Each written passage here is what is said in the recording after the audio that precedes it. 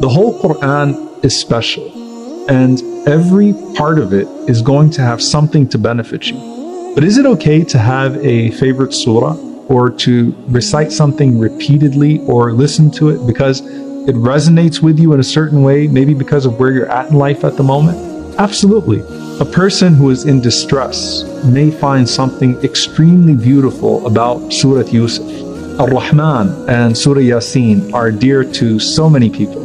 The Prophet ﷺ said, "Man qara al-Qur'an wa amila bima fihi." Whoever recites the Quran and acts in accordance with what is in it, his parents will be crowned on the day of resurrection with a light that is brighter than the light of the sun in your worldly homes. Then we start to find the Prophet ﷺ talking about how particular surahs benefit you in the stations. Then he said, recite the two brightly illuminated chapters, Surah Al-Baqarah and Ali Imran. He said, for on the day of resurrection, they will come as if they were two clouds or two shades or two flocks of birds, and they will be arguing on behalf of their companions. The scholar said, think of when Sulaiman alayhi salam used to walk in this world with his kingdom, and how everyone used to admire how it was all at his disposal. Now imagine a person walking on the day of judgment, and Al-Baqarah and Ali Imran are like two canopies, two flocks of birds, two clouds that are following you, and that everyone is admiring and wishing they had done so as well, wishing they had committed those surahs to their memory and acted upon them as well. He said, sallallahu alaihi wasallam, recite Surah Al-Baqarah. For doing so produces blessing in this life, and abandoning it produces regret in the next life.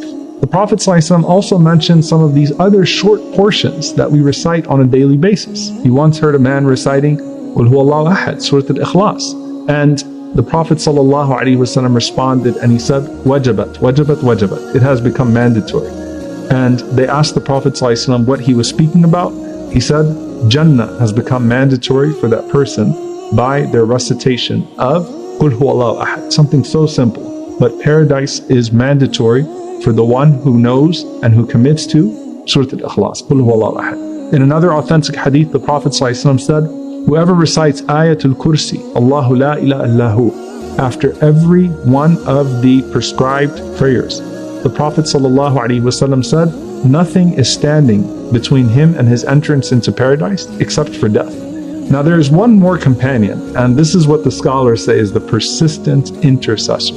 And it is known as the surah that is Al-Mani'ah, the preventer, and it's also Al-Munjiyah, the rescuer, and that is Surah Al-Mulk. The surah that the Prophet ﷺ said that the one who recites it every night will be protected from the punishment of the grave. Some of the scholars said it prevents one from doing the deeds that warrant the punishment of the grave. So much so that the Prophet ﷺ said that there are 30 verses, one surah in the Quran, that will show up on the day of judgment, 30 verses, and will intercede on behalf of its companion. One narration he said, خَاصَمَتْ لِصَاحِبِهَا. It will continue to argue on behalf of its companion حَتَّى يُغْفَرَ لَهُ, until that person is certainly forgiven by Allah subhanahu wa ta'ala.